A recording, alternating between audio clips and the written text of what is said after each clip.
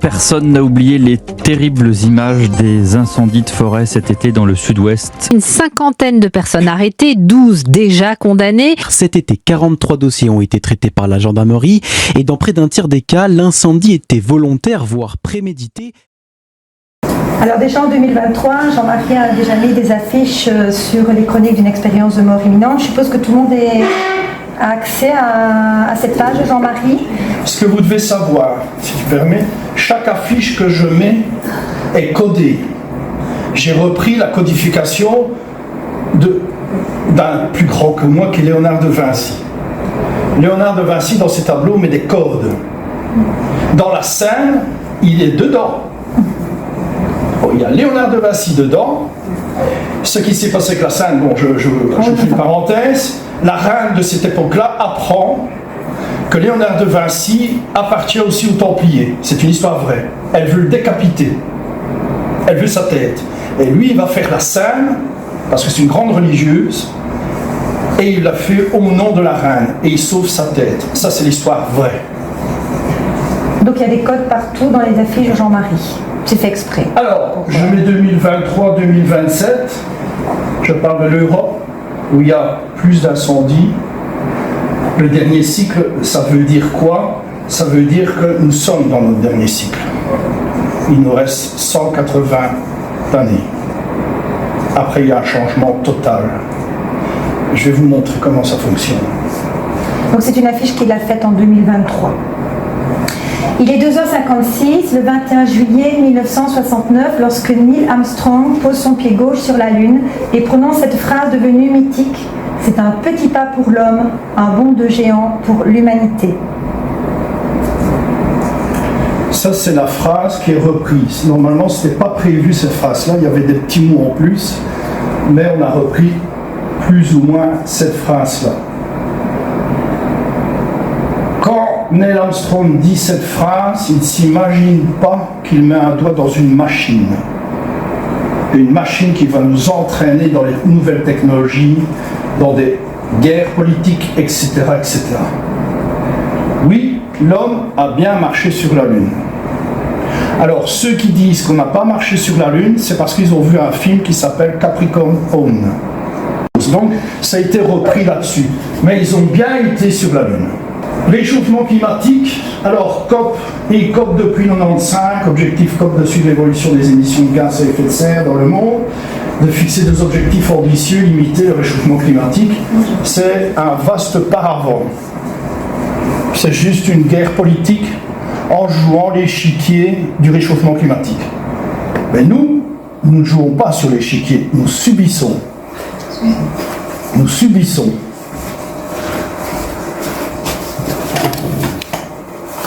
Alors, Al Gore, une vérité qui dérange, un politicien devenu militant, il est depuis longtemps le candidat idéal pour l'élection présidentielle de 2008. Vous en avez entendu parler? Bon. Non. Entre lui, Al Gore, et Bush, le père. Bush, lui a favorisé un programme que vous connaissez tous, qui est le programme défense avec des missiles dans l'espace. Lui, pour bien le citer, Al Gore, lui fait déjà le premier livre en tant que président en alertant le réchauffement climatique. C'est lui le premier qui a fait un livre là-dessus, disant c'est ça notre priorité. Mais on ne l'a pas écouté. Pourquoi? Parce que nous sommes encore dans une période, et encore maintenant, de guerre froide. Donc on sait que la Russie a envoyé le Spoutnik, le premier Spoutnik, etc. Donc on sait que la Russie est potentiellement à l'avance. Donc on vise déjà à créer ce fameux bouclier de défense dans l'espace. C'est toujours d'actualité. Le nom change, mais c'est toujours d'actualité. La guerre. Toujours et encore toujours la guerre. Pourtant nous avons un antidote. Ça on en parlera après. Le futur de notre planète, donc c'était lui, Oui. reporté à juin 2023. Donc il ne sera pas malheureusement président, il continuera à militer pour le réchauffement climatique. Évidemment, l'avenir va lui donner raison. Alors Jean-Marie veut insister là-dessus en mettant que voilà, il y a un futur président qui avait alerté parce qu'il y a beaucoup de gens qui disent que le réchauffement climatique n'existe pas. D'accord? On entend beaucoup autour de nous, dans les salons, etc. Mais non, il n'existe pas, le réchauffement climatique, c'est des conneries, il n'existe pas. Donc voilà, il essaie de montrer aussi que il y a des gens qui sont là, qui ont un rang, quoi, qui veulent montrer la réalité des choses. Peut-être qu'on ne les croit pas non plus, mais enfin voilà, ça c'est le problème, c'est que... En FRC, c'est ce que vous allez découvrir plus tard, pour le moment c'est pas encore dans les médias. FRC, le jour où vous voyez FRC, c'est la fin, c'est finalité réchauffement climatique. Dans les annales akashiques, pour ceux qui y croient, ou la banque de données, il ne restera que 2000 survivants sur 9 milliards d'êtres humains. Et ça, je vous assure que c'est vrai. Alors ça fait peur, parce que quand il me l'a dit, ça fait peur dans le sens que ça, tout ce qu'il dit, ça se concrétise dans l'actualité. Donc c'est ça que moi qui me faisait un petit peu peur, c'est dans le sens qu'il il me parle du futur, et donc tout ce qui...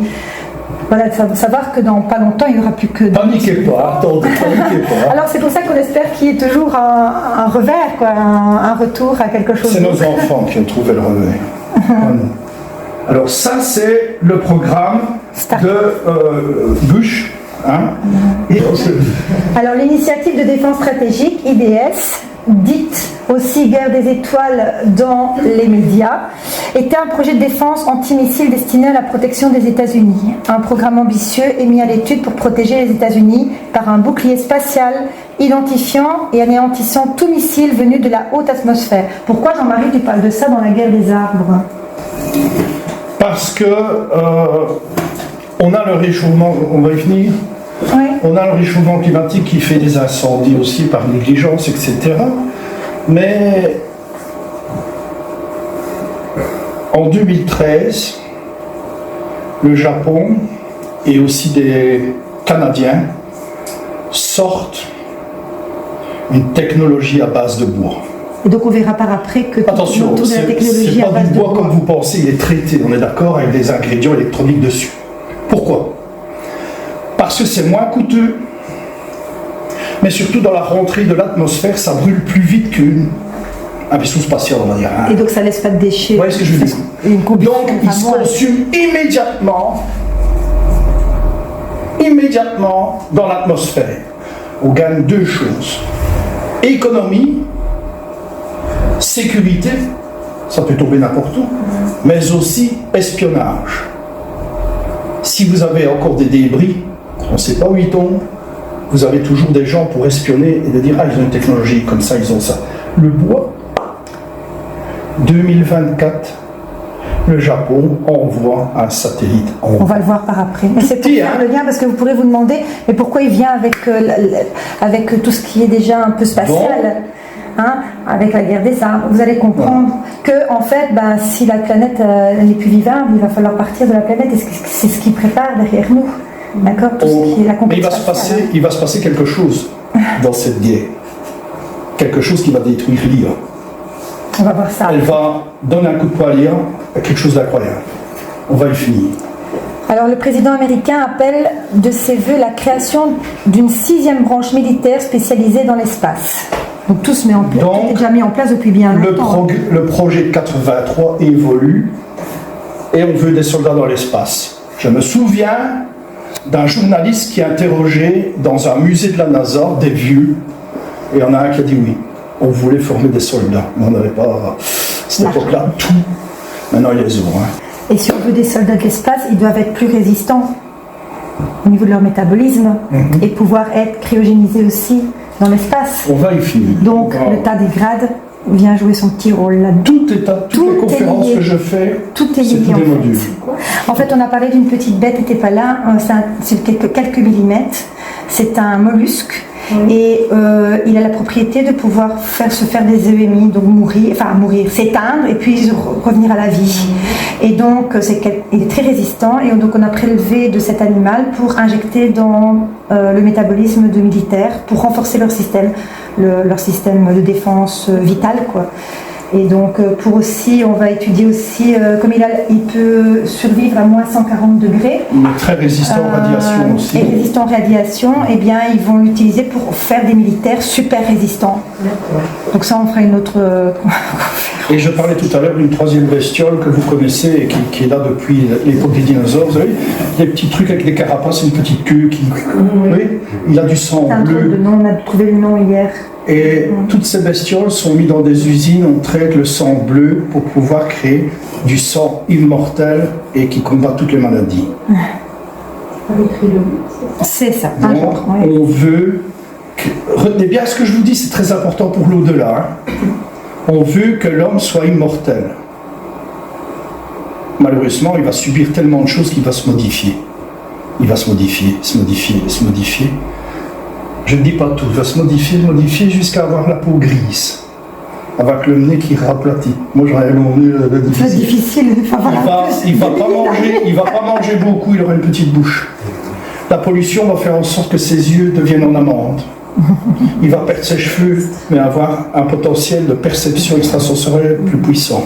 Je suis en train de vous décrire un extraterrestre. Et puis on va essayer de revenir en arrière, de trouver un homme parfait, avec des émotions et avec des capacités extrasensorielles extraordinaires. On va le projeter 2000 ans en arrière. Et les autres humains creux suffiront. Vous allez voir. À tout. Une équipe de chercheurs a mis au point une puce informatique en utilisant comme substrat des nanofibres de cellulose, un matériau souple et biodégradable provenant du bois. Ces puces présenteraient les mêmes performances que les puces classiques. Et si l'avenir des microprocesseurs était dans le bois? Il faut savoir que pour le moment, le bois, on fait des vêtements en bois, traités. Évidemment, on se connaît, mais à base de bois. Cellulose. C'est notre avenir, mais on va découvrir quelque chose d'extraordinaire. Et certains, heureusement, chercheurs se tournent vers autre chose. Quoi? Ce créneau. Ouais. Ce qui va nous aider énormément, bien sûr. Pour le moment, restons sur les... Est-ce que ça va, le fil rouge, vous l'avez pour l'instant? Ça va? Ça va? Il y a un terreau après. Si jamais vous perdez le fil rouge, réagissez parce qu'après ça va peut-être se compliquer. Donc tout le monde voit un petit peu les liens pour l'instant? D'accord. En 2012, 48,9 millions de tonnes de produits électriques et électroniques ont été jetés. Face à ce phénomène grandissant, des chercheurs de l'université de Wisconsin à Madison, en collaboration avec le laboratoire des produits forestiers du ministère de l'Agriculture américain, se sont attachés à développer des puces informatiques presque entièrement biodégradables. Donc on a besoin du bois pour ça. N'oubliez pas qu'il y a passé 1 milliard de déchets autour de la planète. Mais il faut du bois particulier quand même. Maintenant, pas nos forêts, nos vieilles forêts qui sont embêtantes. C'est de la place pour planter des arbres. Si vous avez remarqué, la Chine a acheté énormément de bois chez nous, le Japon, en France et ainsi de suite. Donc ça, on commence à prendre. Communication, les chercheurs américains suggèrent d'utiliser comme substrat des puces électroniques de demain, du papier de nanofibre de cellulose, un dérivé du bois transparent, ça on vient de le dire déjà, je pense. Depuis l'avènement de la chimie verte, il y a quelques années, les nanocelluloses suscitent un vif intérêt tant auprès des chercheurs que des industriels, car la cellulose est renouvelable et biodégradable. Elle est également la matière organique la plus abondante sur Terre. Et voilà, Voilà. on y est. Quand on va détruire les arbres et tout ça, on va étudier l'informatique, l'électronique et tout. Parallèlement à ça, tu as la vidéo? Oui. Elle est là. Ben, on va vous montrer la vidéo. Voilà. On appelle ça l'effet Killian. Donc j'ai repris. Donc, en fait, on revoit la partie qui a été coupée. Un peu comme nous, nos membres, hein, on dit le membre fantôme. Le membre fantôme. D'accord. Mais c'est Chez pas fini. chez les arbres, c'est la même chose. Voilà, tu as les arbres. C'est pour ça qu'il ne faut pas arracher les feuilles des arbres. Autre chose. Donc ça, j'ai repris la vidéo de quelqu'un, évidemment. Je ne me suis pas cassé la tête à modifier. Vous voyez par vous-même. Hein. C'est le C'est système de Oui. communication. Seulement, on va pouvoir décrypter ce qu'ils disent.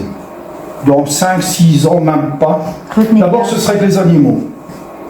On va pouvoir commence. communiquer, comprendre ce qu'ils disent. On y arrive tout doucement. Hein. On Commence à y commence arriver. avec la communication. Et puis, on va mettre ça au point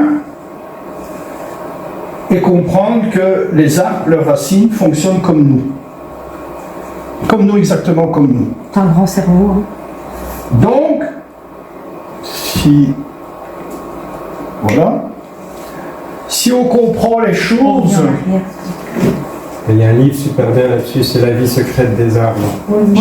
Je ne l'ai pas lu, mais je l'ai vu. Ouais, ça explique tout ça, les interconnexions, les communications entre les arbres et le Et alors, vous pourquoi. pensez qu'ils vont accepter ce qui se passe? Qu'on Les détruit, qu'on les détruise pour replanter? À un moment donné, Vous pensez que la nature, là... aura- non? Ouais, je pense que Non, elle commence à se rebeller. Elle va se rebeller. Nous, on est des pucerons, des parasites pour elle. Hein. Donc, il Qu'est-ce qu'on fait avec les existe des plantes parasites? Qu'est-ce qu'on fait avec des parasites? On les extermine. On les extermine. Ah ouais. Mais il y a toujours un yin et un yang, heureusement. En commençant à communiquer avec la nature. Communiquer. Je ne vous parle pas de chamanisme, hein, je vous parle De vraiment... de pouvoir communiquer en symbiose. Nous faisons partie de la nature. Si Oui, nous non. rejetons de côté l'artificiel et que nous ne pensons pas à des solutions par la nature peut nous dire mais je vais te donner une solution naturelle pour faire ceci. Nous sommes encore à l'état primitif. Quand vous avez un burn-out, un truc qui ne va pas bien, généralement ce que vous faites, je vais nager ou je vais dans la nature, dans les bois. J'embrasse les arbres, les petits oiseaux, tout ce que vous voulez. Mais inconsciemment et consciemment, on va dans une forêt et la nature vous parle parce que on sait maintenant depuis 2 ans que la nature produit, je dirais, quelque chose d'olfactif qui agit sur l'être humain. Jusqu'à même parfois avoir des coliques. Vous avez déjà vu ça? Vous allez dans le bois,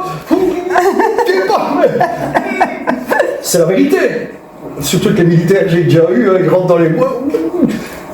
Parce que la nature s'imprègne de vous. Elle communique, mais nous n'avons plus, La et nous lecture. avons oublié La lecture. le Hein. pouvoir. Donc, en travaillant sur une technologie qui laissera tout doucement partir l'IA, dont la nature sera comme une forme d'IA, entre guillemets, mais nature, elle va pouvoir échanger avec nous et nous dire, mais pourquoi t'as pas pensé à ça? Pourquoi t'as pas pensé à ça? Pourquoi t'as pas pensé? Maintenant, si tu veux pas faire ce que je te dis, je te laisse 8 minutes. Les 8 minutes, c'est quoi? Vous avez tous entendu parler des 7 trompettes des anges.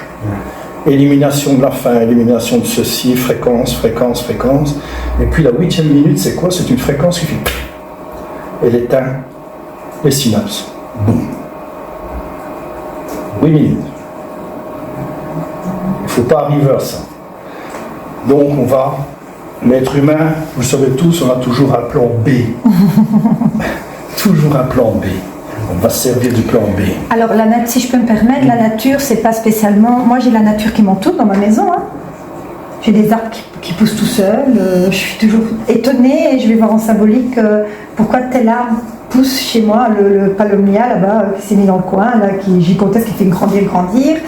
Une nouvelle plante qui s'installe. À chaque fois, je la découvre et elle me parle. Mais c'est pas que ça la nature. La nature, c'est l'énergie de vie. C'est la vie.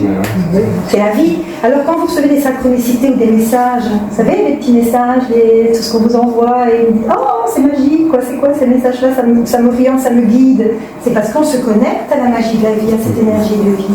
Et elle nous guide, elle nous donne des solutions pour notre propre vie. Donc c'est se reconnecter vraiment à ça. Donc c'est pas, je vais dans la forêt pour vraiment avoir des réponses. Non, c'est se reconnecter à la vie, à la nature. Et se faire confiance. Et donc elle est partout, elle est même chez vous, dans votre jardin, des fois il ne faut pas aller en plein milieu de la forêt, quoi. Donc c'est important de se reconnecter, et en effet, quand on se reconnecte à la nature, à la vie est là pour nous guider naturellement, c'est même magique. Et ce qu'elle est merveilleuse à nous faire, c'est que l'homme a besoin aussi de rêver. Quand elle se dit dans ma vie, la nature joue avec nous. Vous regardez un arbre, oh, on dirait un lutin. Hop, la souche, on dirait un dragon. Ah, dans les nuages, il y a ça. Eh bien, la nature entraîne notre cerveau. Imagination, création, adaptation. Elle interagit sur nous. Elle nous donne une magie. Elle nous fait vivre, nous donner de l'espoir. Très important. Est-ce que tu peux expliquer la fiche, pourquoi tu as mis l'intelligence des plantes contre l'IA? Parce que sur l'IA, il lui manquera deux facteurs. Le facteur intuitif, ce que nous avons. Donc je m'explique, j'ai 3 cartes devant moi, et cherche le cercle, et je vais faire ça.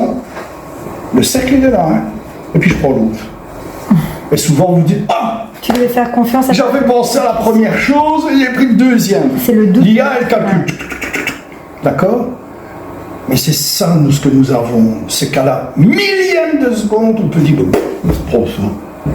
Voilà. L'IA, c'est même si on se trompe. Même si tu te trompes, c'est toujours une leçon. C'est toujours une leçon. On apprend. Et puis avec tu as dit qu'un produit pour l'IA, là, je me souviens plus sur les robots là. Sur la robotique, donc celui qui connaît la robotique, on a parfois un gros problème. Donc pour le moment, les robots évoluent. Oui, nous avons tous un problème avec la robotique, c'est l'électricité statique. Quand vous faites ça sur un pulse, un robot à long terme, il produit de l'électricité statique. Ce qui peut faire en sorte qu'il peut plus ou moins déconner.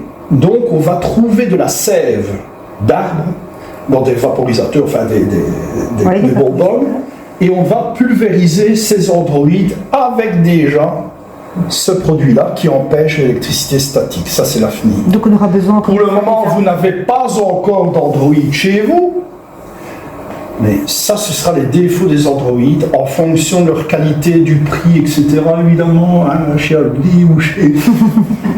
Mais il va produire l'électricité statique, ce qui est extrêmement dangereux pour lui ou les autres. Donc on aura encore besoin... Nous pouvons dominer un androïde artificiel, mais la nature et la force peuvent vaincre.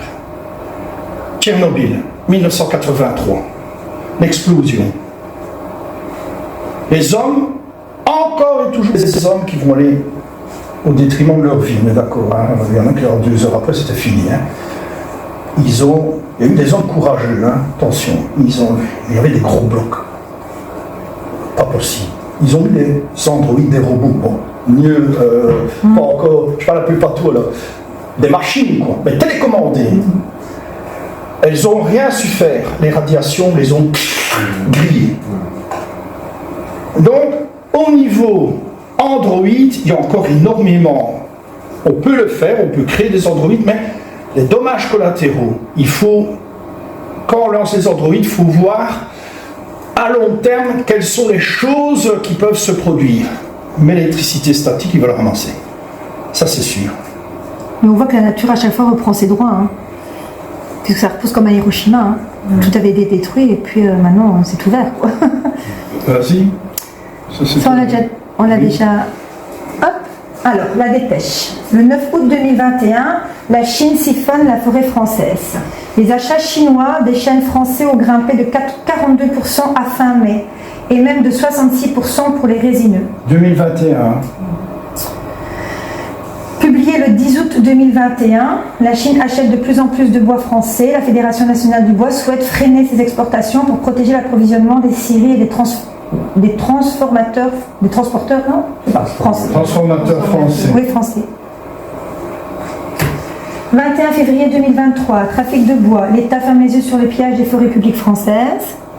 23 avril 2024, des citoyens enquêteurs révèlent au grand jour un trafic illicite de bois vers la Chine. La Chine, ça vous rappelle rien, technologie? Il n'y a pas photo. Là oui, mais il n'y a pas photo. L'État vide le bois de nos forêts au profit de la Chine, 22 février 2023. Communiqué de Mathilde Adrouet, députée française du Parlement européen. Le problème, entre guillemets, c'est qu'on ne sait rien faire. La France suit. Rappelez-vous, on est en 2021. La Chine a un problème avec 2 astronautes chinois. La France s'allie avec la Chine pour réparer le module. Vous voulez que j'aille plus loin? Le module est réparé par la France, la technologie française c'est chinoise, on ramène les 2 Chinois. Le pacte est complet, est conclu. D'accord? La France, avec ce pacte-là, et anticipativement, offre des moteurs, des technologies plus moteurs mécaniques dans les laboratoires chinois.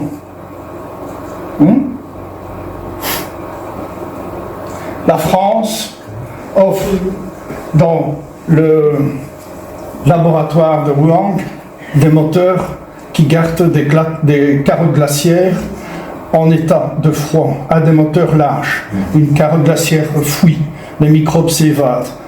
On va les appeler Covid-19. La France, pour le moment, se fait tout petit. Alors, il faudra changer son fusil d'épaule. Vas-y. Donc on était TF1 Info, ça commence, enfin ça commence à déjà commencer depuis longtemps, mais enfin... Donc ça c'est des réflexions de certaines personnes, c'est pas moi qui mets ça, c'est bizarre, pourquoi autant de départs de feu dans les Pyrénées-Orientales? Rien que ce week-end, une dizaine de départs de feu ont été signalés dans les Pyrénées, les pompiers en alerte demandent à chacun la plus grande vigilance, à l'origine de ces incendies, des comportements parfois dangereux et la suspicion de pyromanes. Voilà, on y est. Alors notre ami français Macron, qui est critiqué de tout, bon moi je ne suis pas là pour la politique, offre quand même des sous-sous au Brésil. 1 milliard d'euros d'investissement. À votre idée, pourquoi? Pour sauver la planète? Pourquoi?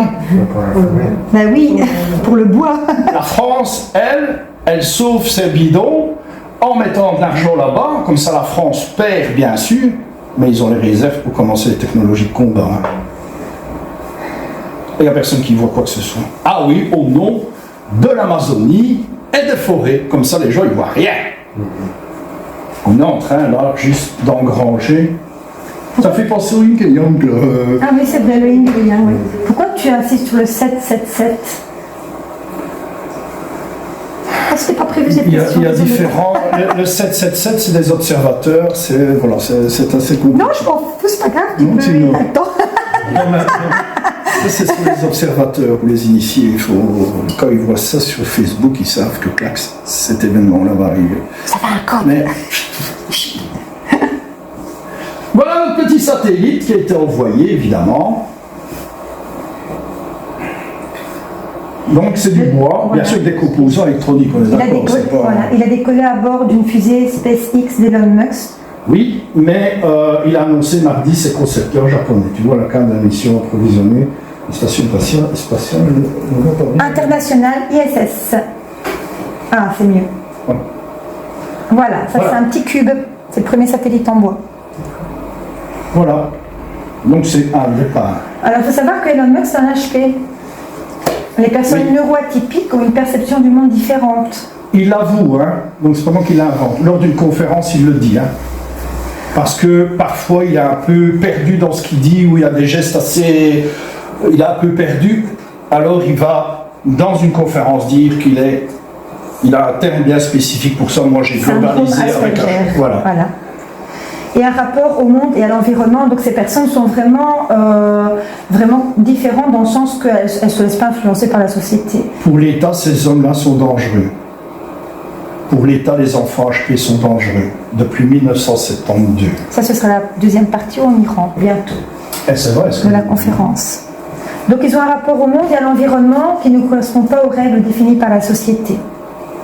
Quand vous avez des vieux ministres qui s'arrangent entre eux avec des contrats de ceci et de cela, et qui se font du blé sur votre dos, ou dans l'armement, ou sur les pays à les appauvrir par leur or, leur argent, on n'aime pas que des jeunes HP qui grandissent disent mais tout ça c'est des, excusez-moi l'expression, des conneries. La nature, notre vie, tout ça en nous, on en a besoin. On s'en fout de vos contrats d'armement. Il y a assez à manger, il y a assez de terre, il y a assez ceci pour tout le monde. Ça va pas le faire, hein, ça. Oui, hein. Les personnes atteintes de ce syndrome peuvent être maladroites socialement et développer un intérêt profond et intense pour un sujet spécifique. 25 mai 2022, la nouvelle course à l'espace entre les États-Unis et la Chine, poussée par les deux forces de commercialisation et de militarisation. Vous vous souvenez un dialogue avec Elon Musk et Trump? Ils étaient comme cul et chemise. Oui. Et à un moment donné, ça n'allait plus. Vous savez pourquoi? Parce que lui, il a un objectif. Trump, il faut vendre, il faut faire ci, il faut là. On dit que Elon Musk, lui, c'est objectif conquête de l'espace, et ça reste là. C'est sa maladie, entre guillemets. Trump, non, il veut le business. Donc, ça va pas le faire, quoi.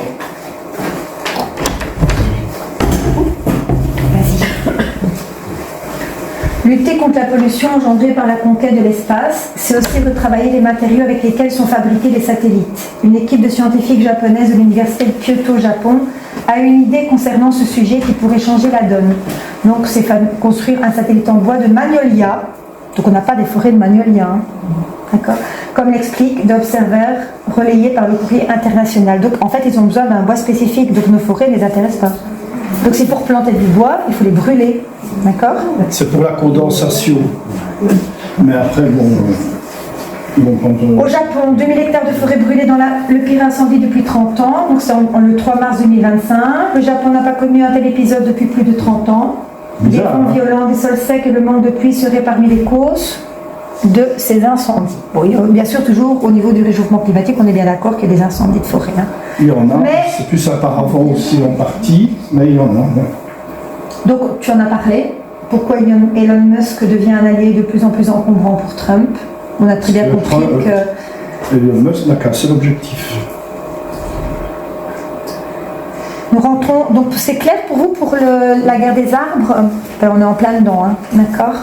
Donc, suivez peut-être plus l'actualité, voyez un peu comment ça évolue de votre côté. Je vous l'invite à le faire, en tout cas, pour bien être connecté à ce qui se passe autour de nous. Et on rentre maintenant dans le programme HP.